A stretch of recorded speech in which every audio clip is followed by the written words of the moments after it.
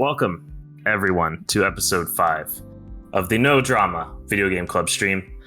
I'm Tyler, and I have with me today the man, the myth, the legend, Mr. Bombchu himself, Austin. Hello. How you doing, Austin? I'm doing well. I'm having quite a Sunday. That's good. And for the second time, we have the wonderful Mox. Hello. How are you doing, Mox? Excellent. How about you? Good. Good. I'm glad everyone's doing well on this great Sunday.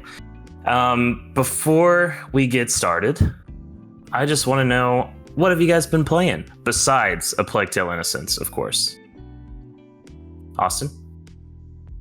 I have been finally playing Control. I've been wanting to play that since it came out, and it finally came to Steam. So I am... I'm trying to slow burn through it because it's not like a super long game, but there's a lot that I really like about it. So Okay. I'm about 2 hours in right now. What happened to before? I think you were playing Yakuza?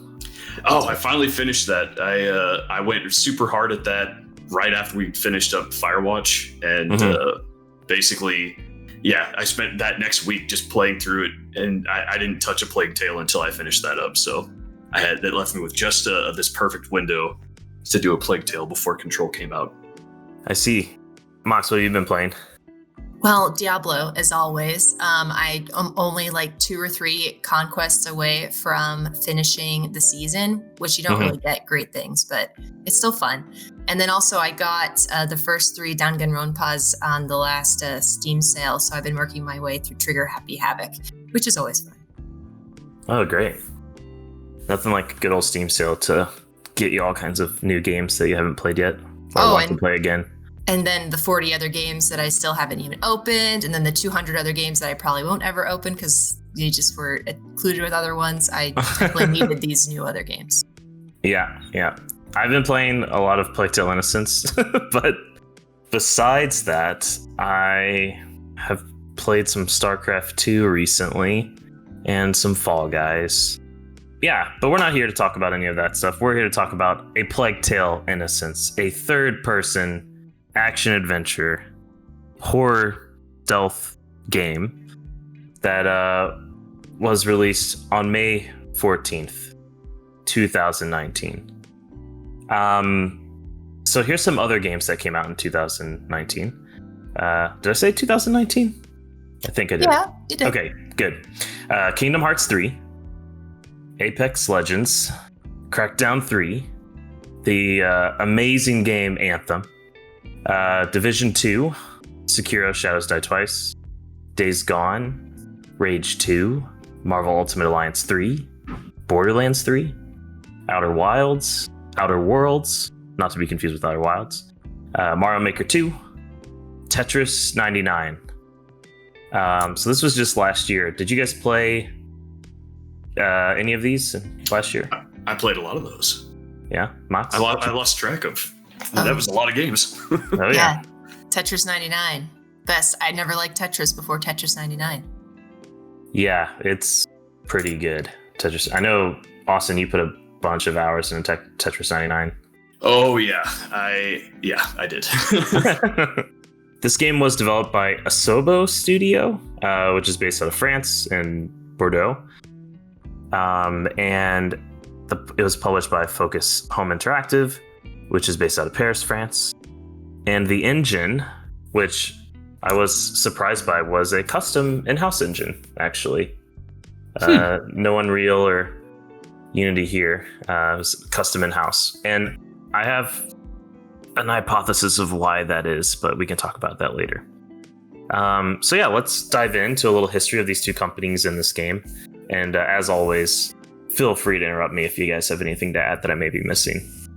So Sobo Studio, they basically started, they were 12 devs who wanted to make a game together, and they were like, hey, why don't we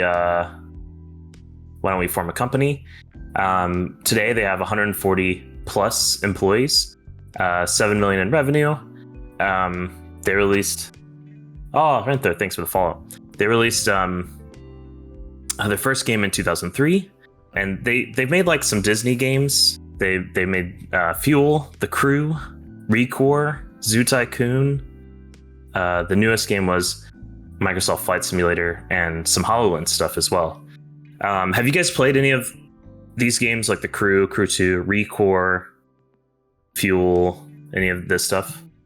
The Crew was a free game on PS Plus, I feel like. One of the two, so I definitely played that. Yeah, I played Recore. I got super hyped for that game because it was pitched as from the developers of Metroid Prime, and I think was KG Inafune. It was Metroid Prime and some other big game that I was in love with, and it looked really cool. And then it came out, and it was a little disappointing. Yeah. I played Fuel. Fuel's interesting because it won a Guinness record, or it holds a Guinness record for, or at that time, for the largest playable like environment on a console game. Oh wow! Really? More than like Skyrim? Yeah, I think that was at that Skyrim. time. At that time, yeah, it was before Skyrim, I think, as well. And it was basically like a precursor to The Crew. It was like an open world driving game. And they, like I mentioned before, they did some HoloLens stuff. Have any of you guys ever had the chance to check out HoloLens? No. I have. You have? Oh, can you give us like a little review? My experience with it was very boring. It was like a business thing. So my company has an innovation lab, and when they were showing off kind of their first like "this is why we exist" demo, they had some HoloLenses set up where like you could go look at pipeline and look inside and see what was going on in there, and it's cool, it's interesting. I think a HoloLens like 2 or 3 might be where it starts to get really useful for gaming. Yeah. It was definitely used, I know, like in the medical field as well, I think. This game was published by Focus Home Interactive. They were founded in 1996, have roughly 76 million in revenue. In 2001, they published their first game, and it was, I believe, Cycling Manager. They've published like a lot of these like manager games. Also, they've posted like some management stuff, like a cities, like kind of like a SimCity game called Cities XL. Some newer games they published though include The Surge, Greedfall, World War Z. Have you guys played any of those games, Mox? Did they do Cities Skylines or just Cities XL? Just Cities XL. Interesting. Yeah. Did you play any of these, Austin? I played The Surge. Yeah. Was it in a bundle? It was. Okay. How did you feel about it? I mean, it certainly was a Dark Souls clone. Without any of the stuff that makes Dark Souls fun. It was. They did have one interesting twist on it where there was kind of a focus on dismembering enemies, so like cutting off an arm or a leg or something like that. Well, so they're robots, so it's not like it's a little less brutal, but usually there were weak points involved with that and making it so that they couldn't attack you, but also, man, it's been a little bit, but I think there was kind of an aspect of trying to use the limbs that you cut off for your upgrades. Yep. But it didn't have any of the multiplayer. It didn't have there was kind of a lack of variety in the enemies and the environments that you were going through. If there's a game that incites the robots to get mad at humans during the robot uprising, I feel like it'll be that game. Could be.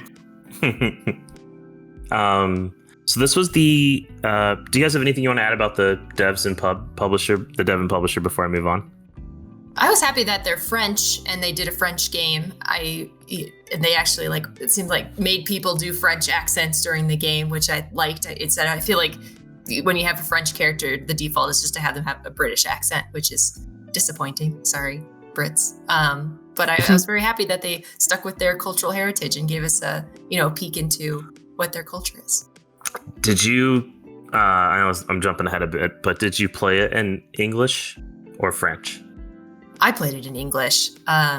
I was tempted to play it in French, but I like to listen to their voices. I don't want to always read the subtitles, and I don't understand that much French. Yeah. Yeah, I also played in English. Okay. Yeah, same. I don't mind subtitles, but when I'm playing a game, it's a little harder to go back and forth between subtitles and trying to pay attention to the action. Yeah. So the game was the second original title for the devs. It was heavily inspired by The Last of Us and Brothers: A Tale of Two Sons. Have you guys played any of these? Yeah, I played I've played Brothers. Oh yeah, I it's funny that you say that. I didn't think about the inspiration until you said it. I see it now. I actually haven't played Brothers: A Tale of Two Sons. Can you describe what it's like? It's this. Go ahead. I was gonna say it reminds me a lot of when you're telling one of your other characters to control something, and then you're doing something, and you swap off. That I feel like is probably where the inspiration is heavily comes from. You're like, go here, hold this gear in place while I do this other thing. Yeah, it's basically a single player co-op game is how I would describe it. Okay. Where half the controller is used to control one character and the other half is used to control the other character, and you have to use them simultaneously to solve puzzles. It's really good. You should definitely play it. It's very good. Last of Us, I assume both of you have played Last of Us. I haven't. It's too scary. Too scary. It is kind of spooky. Austin, have you played it? I haven't finished it, but I played a good chunk of it, yeah.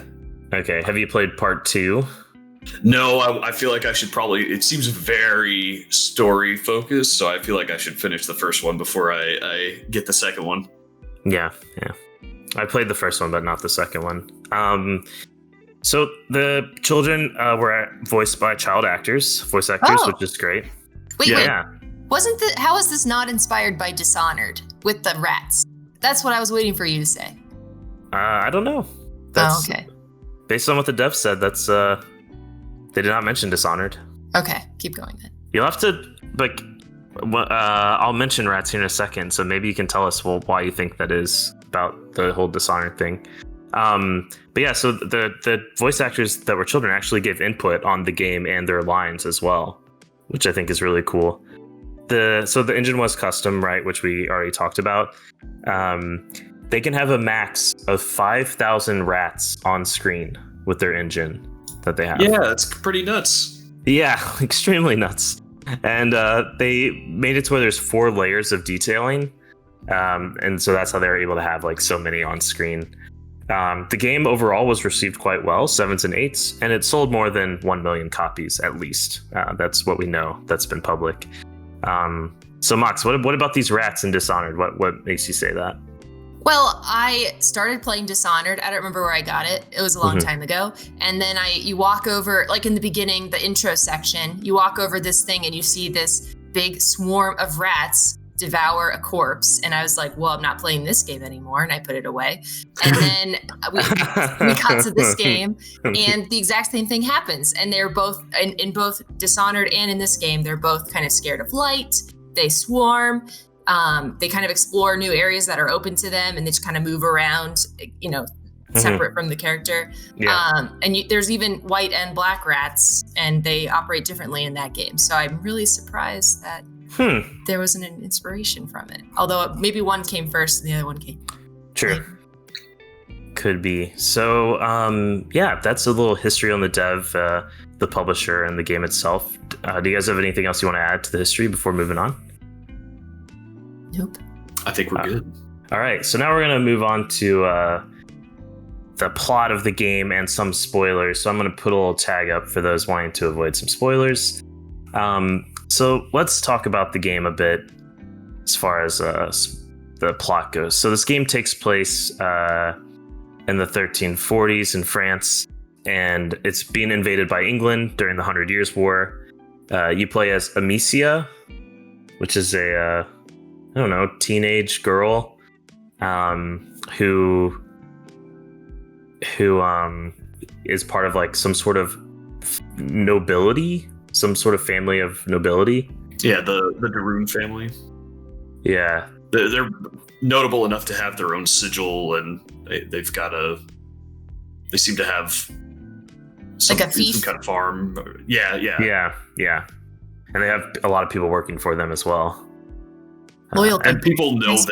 their sigil as well. Like people can recognize their sigil and go, "Oh, you're from the Darun family." Oh yeah, that's true. That is true. Yeah, that does happen. You have a younger brother named Hugo, who's been ill since birth. Your mother takes care of him, who you also don't have that good of a relationship with. You don't really see her, and your relationship, I feel like, never really gets that well with her, like in the game. Well, Beatrice is barely in the game, so I think it makes sense. Although your relationship with Ugo gets better. Yeah, it does. Yeah, it's weird starting out because apparently, he's maybe 5 years old, I want to say, and apparently you've seen him like a handful of times to where you have to. When you first see him, you have to be like, "Hey, it's me. I'm your sister." That was a very jarring scene. Yeah. And so you are someone in the woods one day, and you see, which we've already shown, but your dog dies, which is really sad. And he gets eaten by this like monster. You don't really know quite what it is. It's coming from the ground. And you go home to like tell people like, "Hey, there's this monster," and these Inquisition troops come, and they just slaughter your family. You escape through some stealth, and your mother tells you, "Hey, you need to go talk to this person." Do you guys remember what that guy's name was? The alchemist, not Lucas, but his like Laurentius. Laurentius, yes. So you go you go there to Laurentius, you go to this town, and you notice, oh, not everything is like okay. Basically, like there's a problem, and you start to see like this town, and it's people are locking themselves up, and there's white X's on certain houses, and it's pretty spooky. You've seen a lot of dead people, and then you go to Laurentius, and he's not there. Or wait, he is there. But Isn't he dying from the bite? Yeah, yep. Then you meet Lucas there, and Well, Lucas is his young, alchemy apprentice. Yeah, yep. And he like helps you, right? Yeah, he teaches you how to make some different alchemy potions that are helpful, like being able to light fires from embers, or being able to attract rats to a certain spot. Yep. And so the whole time, so you get him, and then you guys end up having to leave because there's a huge fire, and you're trying. Is this whenever you're trying to look for the book? No, that's later. That's later. Okay. Why does he tell you to leave? Do you guys remember? Because there's people are Sorry, coming. go ahead. Yeah, The Inquisition. the Inquisition's coming. The whole place is swarming with rats. There's a few problems with the surrounding area. Yeah, this is where you go to his farm too, and like there's just millions of dead animals. It seems like just Horrifying. so many dead things. Yeah, it was pretty crazy. So you do that.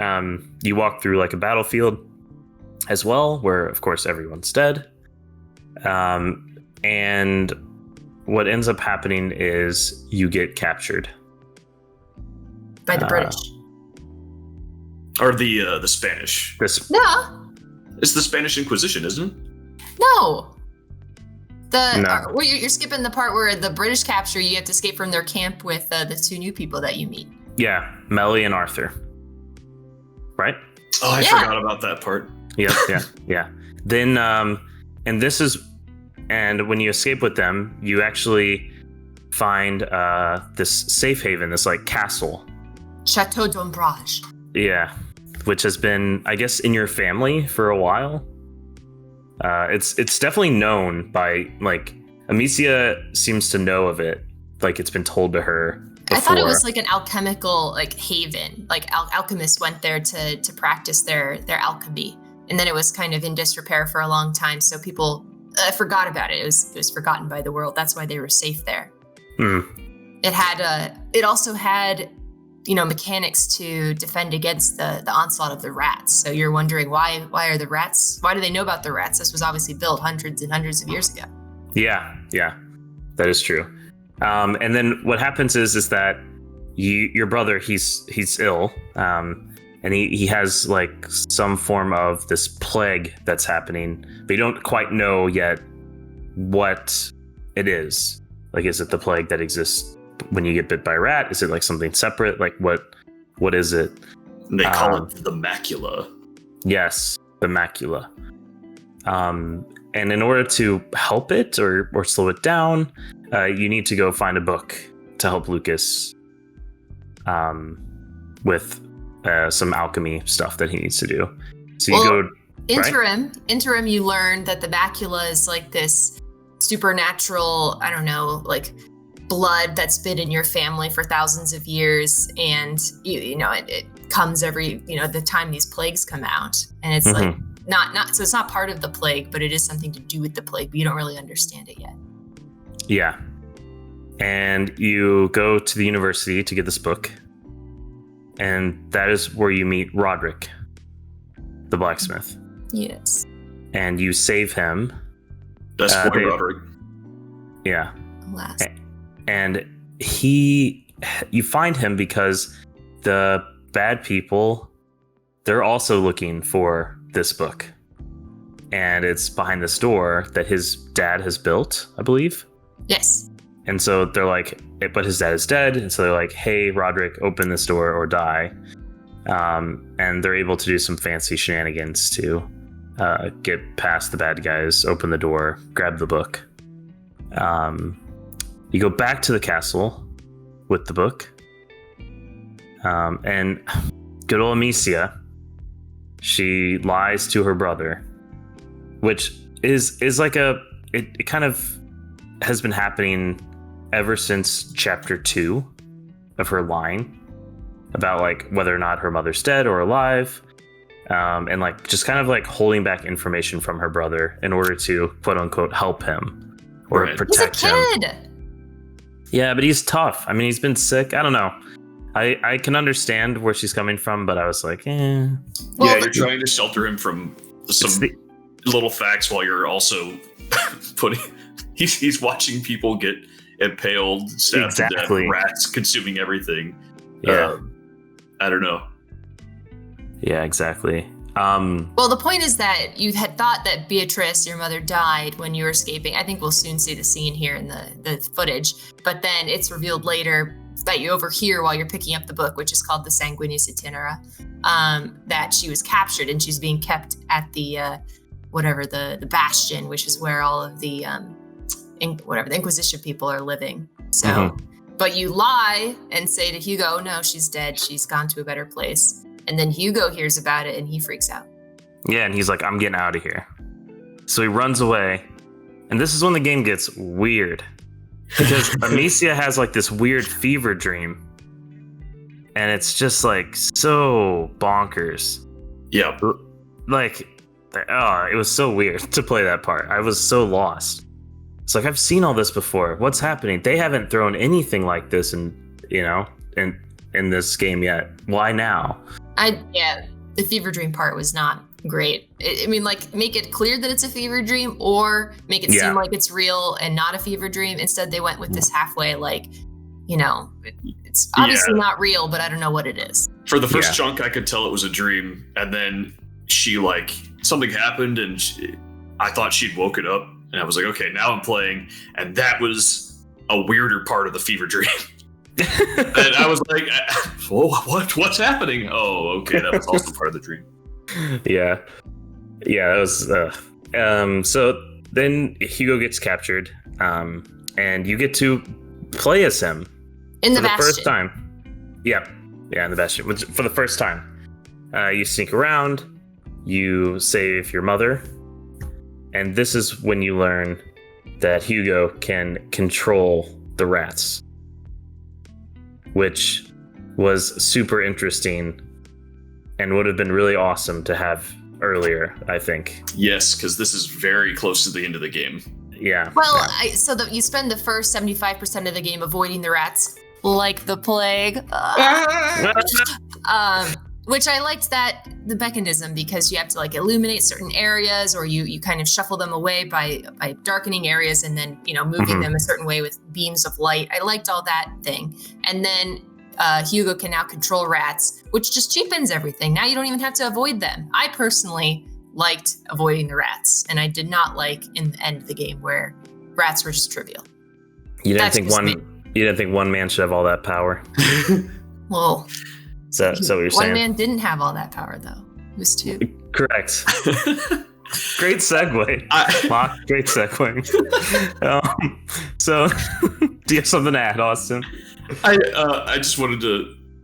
I think it could have been introduced earlier, but maybe balanced out. Like you couldn't use it all the time, or limit the use to where you still had to avoid rats, but that was one of your options of like maybe you would have like a certain amount of concentration that you had per level or something like that. But it was the first time that I really had a lot, like was actually having some good fun with the game. Like, and I think they had introduced that earlier because it was at the end of chapter 14 in a 16 chapter game.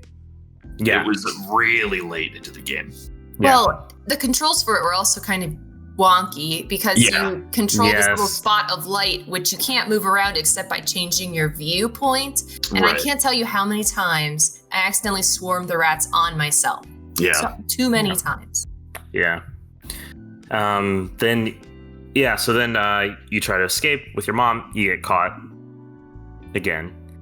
And by the leader of the Inquisition, Vitalis, this weird, creepy old man who injects the blood of Hugo into him to get the macula into his blood so that he has control over the rats. But he also congeals blood from this stuff that the rats make, which I forgot what it was called. These weird yellow crystals. Which look vaguely really gross. Yeah, they did look really gross. And then Nicholas, which is the main Inquisitor dude. That's not Vitalis. That's not the old guy. He's the soldier. Yeah, he takes Hugo to the castle where you're hiding out at, the chateau. And he tells Hugo to kill Amicia with the rats. Or he'll kill his mom. Right. Although Hugo definitely seems not too against the idea. He's definitely not in the right mindset for sure during this. He's a bit under the influence of something. Right. But Amicia ends up coming together with them, just hugging him, and somehow he realizes that he's, where he is, what he's doing, etc. You end up having a boss fight with Nicholas. After Nicholas kills Arthur. He does kill Arthur. That is true. Yeah, Arthur, who's been in poor Arthur, man. Scenes. Yeah, but he also just gets everything that happens. He gets captured. Oh, then they have to go back and save him. Oh, now he's dead. He just can't catch a break. This character, and his sister just gets more and more pissed off. Yeah. Oh, she's so mad. Yeah, she's so tough. She plays this super tough girl. She has no shoes for the whole game. I didn't even notice that. She walks around barefoot, and ostensibly it's called episanguis. I just looked it up. The stuff that the rats drop is their droppings, and she just walks barefoot all over it. She doesn't care. She doesn't care about nothing. She don't care. So you decide, because you guys are we have the power of rats now. Let's take the battle straight to Vitalis. Let's go on the offensive instead of the defensive. And everyone agrees. Everyone puts their fists in. It's this big moment. It's we're gonna totally destroy this dude. You're going through the town. Roderick sadly sacrifices himself. I was really sad because he's he was one of my more favorite characters. I agree. It was very sad. He was just a badass and just an awesome overall dude. Well, in his special power, because all the little side characters had their special power, his is that if there was a single character, an enemy just with his back facing you, he would walk up and twist his neck and kill him. And he would could always even say kill something- like the big guards. Yeah. The ones that you couldn't really do anything against. And he always had something punchy to say, like, oh, like, I don't want to be that guy, or I went a little too hard. I don't know. I loved him. You go up to you get to Vitalis, and you have this epic boss battle: white rats versus black rats. And you've realized the white rats are ones that have been fed blood from sacrificed people from all the towns, so they're immune to Hugo's control, and they're also immune to the light, which has been the only thing that could control the rats up until now. Yep, exactly. And so there's this battle of the rats that starts to happen. And you end up... Vitalis is super powerful. And you end up destroying him. And he gives this weird smirk at the end. Towards Hugo? Yeah. And Hugo makes eye contact with him, and he sees the weird smirk, and then nothing. Yeah. Do you guys have any ideas why that smirk? Setting up for a Plague Tale revengeance. A Plague Tale 2, not as innocent. I had interpreted as Vitalis, because the thing you're trying to prevent is Hugo reaching these things called, what are they called? Thresholds, yeah. Where the macula slowly takes over his soul or whatever. Yeah. And it was implied that Hugo had been able to avoid all of the thresholds, but Vitalis had reached the first threshold as confirmed by Beatrice. So I wonder if reaching the threshold is something really bad. And maybe Vitalis knows that as soon as Hugo reaches the first threshold or something, he'll just turn into this weird inquisitor or something. That was what I interpreted as. Kind of some weird idea where it was he was depending on Hugo to reach that threshold for him to reach the threshold as well. Yeah. It was there was some link between them since he was using his blood. I don't know. There was a lot that was kind of glossed over in that. Yeah, I feel like they introduced it and then they dropped it. And I wanted to know more about that. A kind of a Harry Potter thing where his link with Voldemort. I wish they would have taken more advantage of that, but it was kind of, like you said, glossed over. Yeah. And then 3 days later, all is back to normal. Somehow. Yep, all the rats are gone. Somehow. And they're masses of tunnels they've dug through the earth, and the weird droppings that they've left everywhere and covered their entire estate in these gross the dirt, I guess, that they've dug up from the ground. It's impossible. Only took them 3 days to clean up, and they're having a fair. Takes people a week to fill a pothole. It's kind of nuts.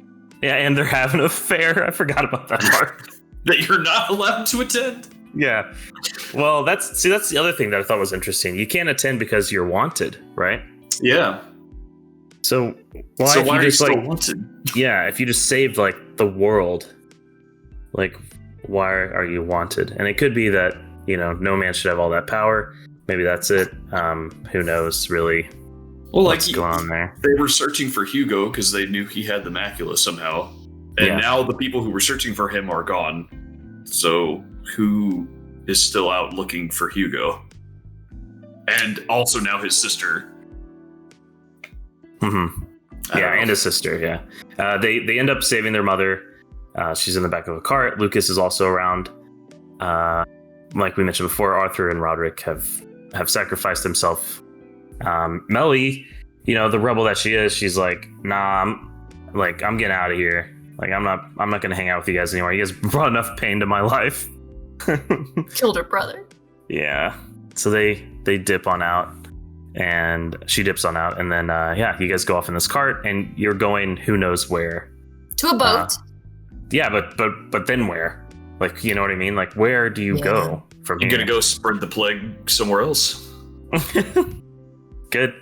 That reveal of the ocean in the boat seemed to it was almost like there was an implication there, oh, can you believe it? They're about to get on a boat. They're spreading it to other lands. I don't know. That's how I took it.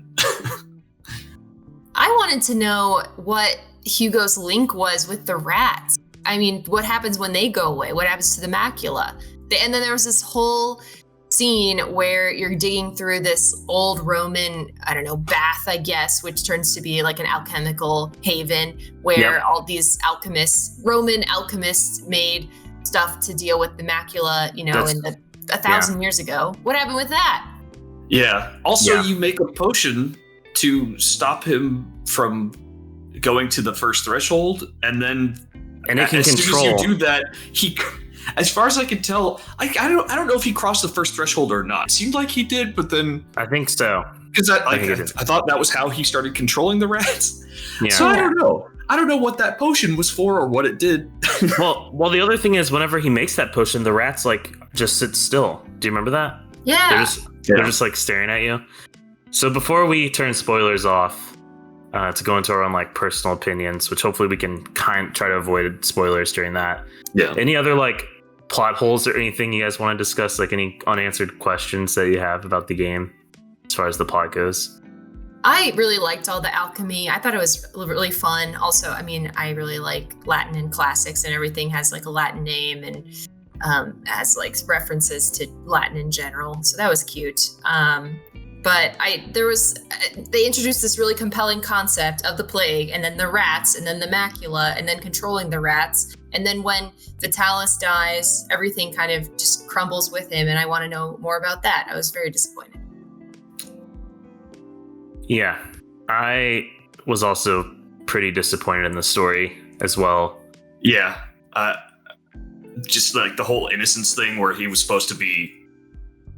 So Innocence is in the title, obviously, and it's supposed to be Hugo going from being this really innocent child to where he's ready to kill his sister.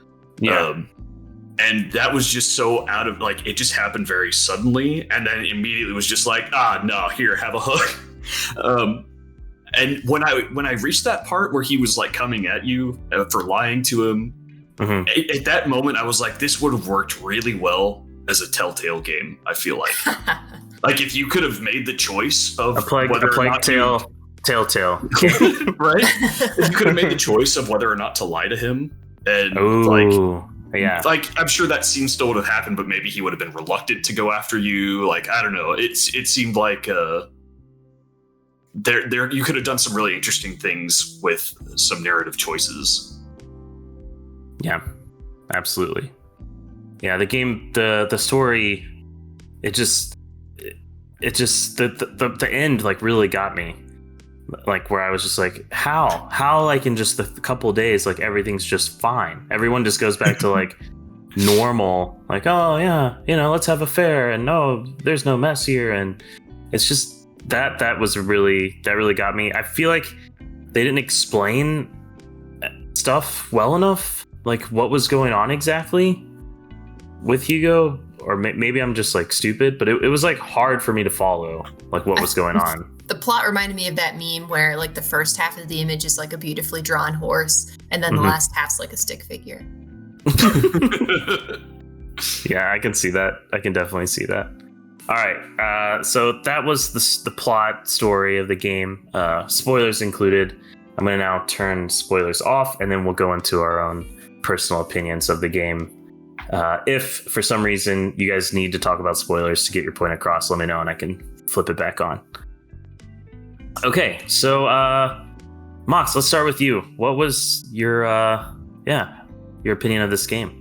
As much as the plot had holes, I actually really enjoyed it. I really like stealth games, especially stealth games that are kind of casual about the stealth element, which I feel this was. It reminds me of Horizon Zero Dawn, for example, climbing through the grass that you can recognize as grass that will protect you, or more of the casual elements rather than the ones that are Metal Gear Solid or Deus Ex, where you're constantly watching and remembering patterns to figure out where to go. I liked the combat. I wish, since it's a stealth game, I wish there was an option to be non-lethal, like there is in pretty much every other stealth game. And they do give you a non-lethal option of an alchemical potion to use, but it is so expensive and it uses up all your materials that you would otherwise use to upgrade, for example, your clothing or your sling. So I never used it. So I just killed everybody, which I didn't like. These are children and they shouldn't be killing anybody. But anyway, I really enjoyed the gameplay. I played with a keyboard and mouse on my PC, and except for one glitch where the game asked me to insert the game disc right at the denouement, right before Vitalis is about to start fighting me, and I had to close out the game and figure it out. I had no glitches. There was a lot of like stealthy transitions from screen, one area to the next area by climbing through something or walking through a door that someone shuts. So I didn't experience any loading times other than the chapter transitions. So I really enjoyed the game. It was well made. The music is fantastic. I liked how it changed when certain people or scary things popped up. And I love the characters and all the voice actors. So other than the plot holes and a glitch or two and the lack of a non-lethal element, I really liked it. Like 8 to 9 out of 10. I have to agree with you on the music because it was some really good music. When it was calm, it was really pretty. And when somebody saw you or somebody was getting ready to die, like that cello would come in and it was like this bowel dropping. Yeah. It was very good music. Now, Mats, this was your pick, one of the picks that you suggested. Did you play it before this, or was this new?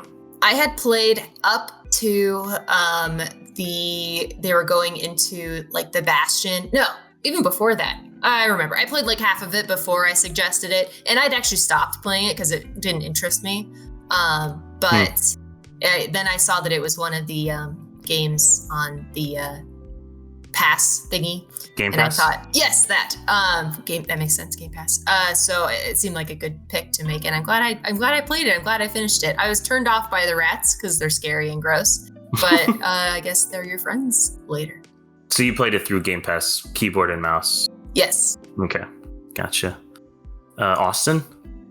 So I also played it through Game Pass with a controller. My experience with it was not so great. So I guess to start off, I'm not a big fan of stealth games. I don't really mind them. And as far as the stealth elements, this one is one of the easier ones. So it definitely wasn't a super difficult kind of thing. In all I got kind of worried about resources, but they would always, before an encounter, give you what you needed for that encounter. So if you needed a rock to distract somebody, or if you needed to craft something to light a fire, there would be materials there for you. So you didn't really have to save them up, which was good. I had a lot of issues with the pacing. The rats behave differently, and they would behave one way for a while, and then I'd get to a new encounter, and they would want me to do something different. So they would make the rats behave in a just drastically different way. Say, if I used the potion to attract them, in one room it would attract all the rats, and that seemed to be maybe a scripted event. In another spot, it would only attract a couple that were just right in that spot, and it was okay, let do nothing. I ran into that as well. Yeah, I had some technical issues animations that didn't match up. I opened a door and the animation got locked in some weird way. It might even be in this video, but I'm not sure. If I say animation priority, does that, what kind of game I'm talking about, where they put a lot of work into the animations, and so some things will take too long to do because it's we want to play out this really nice animation that we made. First party Sony games are famous for that. You can leave Hugo behind and tell him to stay. I think there's one time ever that's actually useful. I was gonna say it. I'd never used that thing. Yeah, because I used it once. Yeah, there's one spot where they say you need to have him stay here, and this is a command that you can do at any time. And it's never ever useful again, because if you leave him behind and walk just a little too far away, then he starts freaking out and attracts the guards. Yeah. The checkpoints annoyed the hell out of me, because I had any time that something would just go kind of a little bit wrong and I'd get caught, it's instant death, and they would set me back just a little too far, and I would have to redo a big story segment, or recollect everything in the area that I had grabbed. And sometimes it was a couple of encounters back that it would send me back, and I would, if I, God forbid, messed up the end of this long segment, then I'd have to go back and do it all again. So I was getting kind of frustrated with that. The upgrade system I really didn't like. A lot of the upgrades were kind of useless because they were. It was like, oh, well, you can carry more of this. And it's like, well, why would I need to carry more when they're going to give me what I need at that spot anyways? There were a couple of upgrades that were really good, but by the time I got them, they were no longer useful because I was at the end of the game. I will say initially, so every upgrade requires you to use a tool, and tools at the start of the game don't show up very often. So correct. You'll find crafting tables where you can go do upgrades and not have any tools on you. And it's like, well, shoot. And there's an upgrade you can get that makes it so that other upgrades no longer require tools, which I started going for really hard. But it requires you to get a lot of materials and some other upgrades first. Like you have to upgrade how much you can carry of everything all the way. And so it requires you to go out of your way looking for materials. And if you're doing that already, you are going to find tools for sure. So by the time I managed to get that, I ended up having so many tools on me that I had enough to do all the other upgrades I wanted, but I had wasted all these materials on this really expensive upgrade that I couldn't afford the upgrades that I actually wanted. So I would recommend not going for that one. Initially, I thought that was a really good one to go for, and now I've changed my mind. I would not recommend going for that one, because if you're able to get it, that means you're going to be finding the tools anyways. I would recommend upgrading your pockets first, like Really? when you can carry more materials. Oh yeah. For me, it was making the sling silent. I can't tell you how many times I started spinning up my sling, and then everybody's like, where's that coming from? So I mainline that one. That makes sense. Yeah. That makes sense too. I was going for like 100% completion. That's why I wanted to be able to get as much materials as I can, so I get all the upgrades. Yeah. Anything else, Austin? Yeah. There were some spots where it was really unintuitive what you were kind of intended to do. I was talking to you about this last night, but there's a section with a couple of soldiers who are dying, and they're in pain. They're just like, you can choose to kill them, or you can choose to ignore them. And I thought, this guy's really in pain. He doesn't want to die to the rats. I'll put him out of his misery and hit him with a rock. And his buddy got so pissed off at me. He was like, I can't believe you killed my buddy.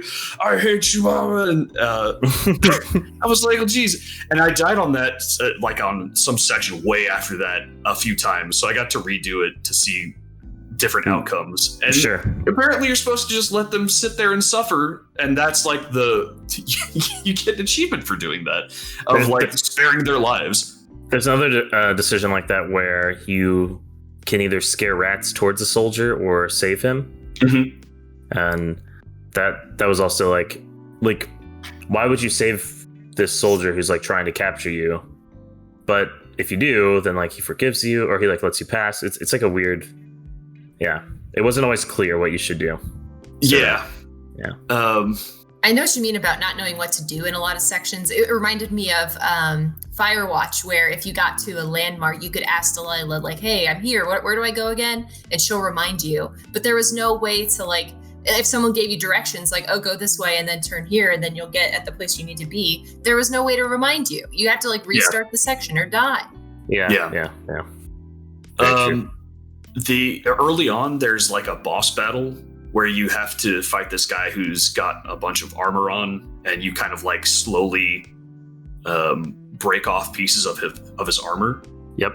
I've really enjoyed that battle. I thought that I was like, okay, this is like an indication of combat. If I get caught, like I can fight somebody. And no, that's not really, that doesn't really come back until near the end of the game. It's just like, hey, here's the boss battle, and the rest of it's like, all right, now go, just make sure you hide or take out this individual soldier as stealthily if you can. So it was odd pacing. Graphically it was pretty good, but not like there were also some. It feels like it could have used a little bit more budget for the graphical. Like the faces were kind of weird for me. Like sometimes they would look good, and then they'd do a close up and it'd be like, oh god. And then I guess the last of my tech issues were related to Game Pass. I love Game Pass as a service. I think as a launcher, it needs some serious work. Oh yeah. Because anytime I'm playing something with Game Pass, if I get an achievement, it freezes the game for a good few seconds before it will continue to render. And that doesn't happen to me with Steam games that tie in with Xbox Live. When I get an achievement on those, it just works fine. So I don't know what it is. Also, the Xbox app closes whenever you launch a game. It's like, okay, well, now that you've started this game, I'm sure you don't want to play anything else under the Xbox app for the rest of the day. So it just closes itself. I don't know. Yeah, that was my experience with the game. I felt like I was doing homework playing it. Yeah. And I didn't have really much fun until towards the end. And even at that point, I was like jaded. Yeah, I was just relieved to be done. Yeah.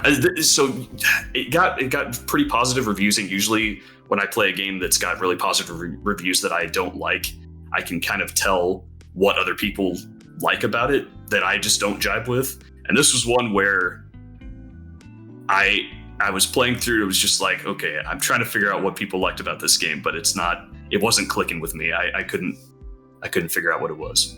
But I will say I absolutely loved the music. I'm glad you brought that up because I forgot how great the music was. It was definitely really good music. So what would you give it on your the Austin 10-point scale? Okay, so in terms of like, there's so many aspects that you can come at it with, and it's like, it's not a complete failure of a game. In terms of fun, I did not have very much fun, and I was trudging through it. So on that aspect, I would rate it pretty low. But technically, it's a working game that they put some good effort into. One thing I forgot to mention was the interface is pretty good in terms of like showing the shine on the edge of the screen to represent where off-screen enemies are. Yeah. I thought that was a really good intuitive way to mark where people are that you can't see. They made some really good effort into some of the design choices. Just as in terms of fun factor, I had very little. So I'd probably put it at maybe a 5 for me. Yeah. I feel like I lean more towards Austin's opinion on this as well. Like the pacing was just like really off for me. Like it was technically, I think 17 chapters, including the last little bit. And some chapters would be like an hour and 10 minutes, and some would be like 10 minutes. Mm-hmm. And I didn't like know what to expect going in. And typically, like I wouldn't care too much, but because like we're trying to finish it, in 2 weeks, I'm like, okay, like how much longer? And I could never like guess like how far along I was. Yeah. The game was also just like kind of slow at parts. Like it was just, and you can't, you have the ability to run. Some of the time, a lot of the time you don't. It's but I didn't know like when I could, when I couldn't. And so almost always I was just crawling, and I was like, I don't know if I even need to, or crouching. I was like, I don't even know if I need to crouch. I had some weird stealth issues where I was definitely hidden and I would be seen. Like I was definitely like behind a cloth or a table or something. There's this part where there's a lot of tents, and I was definitely hidden, and I got seen one time, which was like, man, come on. Like for a stealth game, this should be like 100% working. The rats, you talked about like the behavior stuff. There were some times when I could run through some rats and they wouldn't even like care. Really, like not like a full on rats, but when there's like 4 or 5, and then sometimes you could not run through that. Like they were just like, no, you're dead. They're gonna kill you. So that made it like kind of hard sometimes on like how I should get through certain levels or chapters. I feel like the final boss battle was very guilty of that. I probably did the final boss battle like 30 times because I didn't know when I was in the rats versus not. Yeah. Yes. Yeah. Same. Well, yeah, I did like 5 times, but yeah, same issue. They want you to like, so I should say that I 100% completed this game. Like I got all the achievements. I found all the collectibles. I crafted everything that you could possibly craft. I went all the way with it. I did all the like weird stuff that's like, oh, try and do this thing, do this, follow this guard this long, Like I did all of it. And the story, sometimes it like rushes you. It's like, oh, we really need to get through here. But as you can see in the video, there's a lot of like stuff that you can pick up that's all over the map. And I just don't like playing games that are like, you need to hurry up and get through this. But you also need to like try and search every nook and cranny to get every item so that you can make sure that you can upgrade your stuff. Yeah, I definitely Agreed. felt that as well. Now, I was playing to do like 100% completion, which if I wouldn't have done that, it may have been a bit more enjoyable, but I was still trying to upgrade my like sling and my armor or pockets, just I was trying to like improve my character to make the game more enjoyable and have like different strategies and stuff. And I didn't feel like if I wasn't going to look at every nook and cranny, I could have done that. So that was kind of a bummer. I had the same issue with the checkpoints where they were a bit unfair and I wouldn't know. There's these carts that you can search that you can find sometimes, and they'll have like materials in them to help you with your equipment and your sling. And some of the checkpoints, they would always like, if I would get caught at some point, it would always seem to be like right before that cart. So I'd have to like, okay, go to the cart, gather all the materials, craft the thing I need to get, then try and do the thing I'm trying to do. And I ran into that like a couple times, and that was a bit frustrating. It happened way too often. It was really frustrating. Story was a bit hard to follow as well for me. I liked the boss battle. I thought it was pretty fair for the most part, except the whole rat behavior problem. But as far as like the core mechanics of the end boss, like it felt relatively fair. I wish he would have had more forms. Like, like if you attack him once, then he'll like kind of get a little bit more difficult. Then if you attack him again, he gets a little bit more difficult. Mm-hmm. I would have liked like 5 waves, like forms of that versus like the amount that there is. I feel like there were 3 or 4. Yeah, It there's definitely 3. was an easy 3. battle. Yeah, 3, I think. Yeah, and the only other thing is I think it would have been really cool if they would have focused on the chateau a bit and made it like a hub. Like, do that. Like, if maybe you can like get leather somehow by doing something, or you can craft you can like have something in there that makes alcohol for you, or you know what I mean? Regarding the chateau, you kind of get collectibles that show up there, and it's like, oh, I should get this for Lucas because he'll like that. I kind of wish that they would have done something with that, like had some sort of like, oh, I can use this to make blah for you. I don't know, but I agree. Having a way to having that serve as a hub would have been pretty cool, because it seemed almost like it was supposed to be your home base, and maybe like they just didn't have the budget or time to finish that out. Yeah. I was going to say, it reminded me of Dragon Age Inquisition, where you kind of build your big hub, like castle, exactly like that. Ironically, the name Inquisition. And so I was expecting it to be like that, where you gradually open parts of the little hub castle, but then they totally abandoned that. So I think you're right. It seems like they were intending to make it more of a part of the game, but then kind of lost it. Yeah. And heads up, like the mission where you get that castle and you have to like save it, unlock it, whatever, it's pretty long.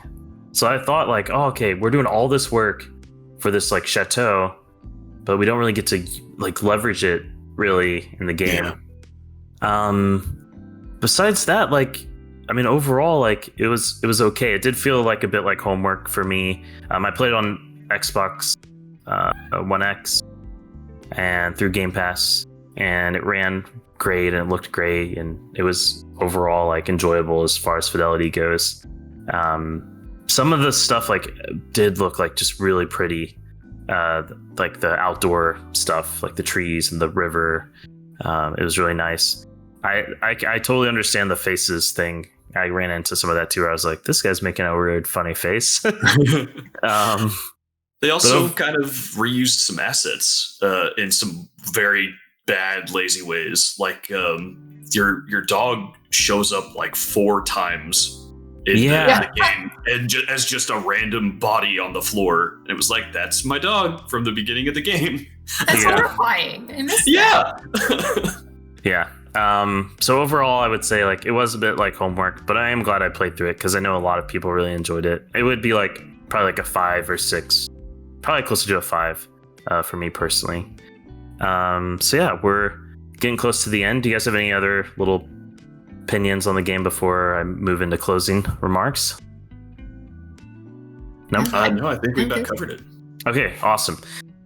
So Austin nominated the next 3 games. They are Beyond Good and Evil, Valhalla or VA11 Hall A, and Axiom Verge. You can vote in the Bombchu Discord, and if you type in like !Bombchu, you should get a link to the Discord and the YouTube channel as well, where this VOD will be soon. And the game that won the vote, let me check in case something crazy happened. You never know. It looks like it's going to be Axiom Verge. So the next game we will be talking about will be Axiom Verge, and not this Thursday, but next Thursday, we will post 3 games in there that I will nominate as well. So so we'll be playing Axiom Verge. The stream will be on September 13th at 2:00 Eastern. That's kind of it. So Austin, thank you again for joining as always. Yeah, absolutely. And Mox, thank you as well. Had fun. Great. I'm Tyler, and this was the No Drama Video Game Club, Episode 5, A Plague Tale: Innocence. And we're out. See ya.